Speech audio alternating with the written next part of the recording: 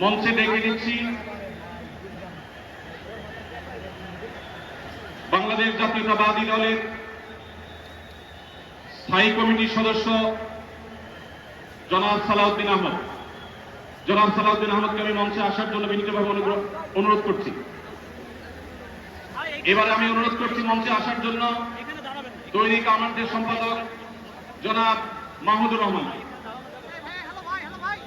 এবার আমি অনুরোধ করছি মঞ্চে আসার জন্য বাংলাদেশ জামাত ইসলামীর সেক্রেটারি জেনারেল অধ্যাপক মিয়া গোলাম পরোয়ার। এবারে আমি মঞ্চে ডেকে নিচ্ছি ইসলামী আন্দোলন বাংলাদেশের নায়েবে আমির মুফতি ফয়জুল করিম হাফিজাহুল্লাহকে বিনীতভাবে মঞ্চে আসার জন্য ওদেরকে অনুরোধ করছি। এবার আমি মঞ্চে আসার জন্য অনুরোধ করছি বাংলাদেশ খেলাফত মজলিসের মাননীয় আমির জনাব মাওলানা মামুনুল হক হাফিজাহুল্লাহকে মঞ্চে আসার জন্য বিনীতভাবে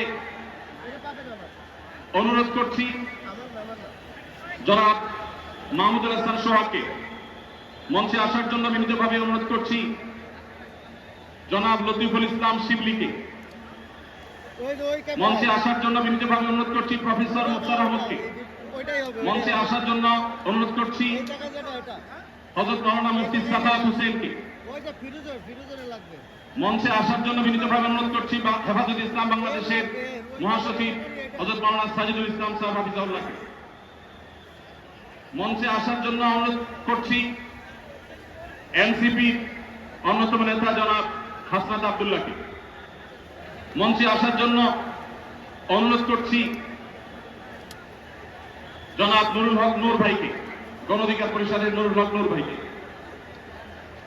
এরপরে আমি বাংলাদেশ জাতীয়তাবাদী দলের অন্যতম নেতা শহীদুদ্দিন চৌধুরী অ্যানিকে মঞ্চে আসার জন্য বিনীতভাবে আহ্বান করছি।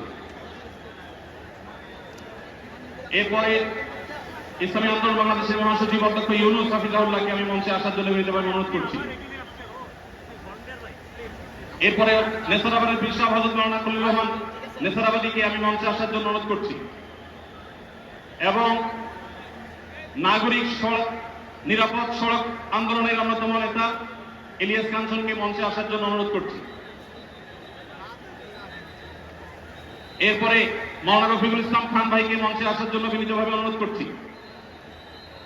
তারপরে মঞ্চে আসার জন্য আমি বিনীতভাবে অনুরোধ করছি হযরত মাওলানা হাসান জামিল হাফিজাহুল্লাহকে, হযরত মাওলানা জুনায়েদ আল হাবিব হাফিজাহুল্লাহকে, মুফতি মিজানুর রহমান সাঈদ হাফিজাহুল্লাহকে মঞ্চে আসার জন্য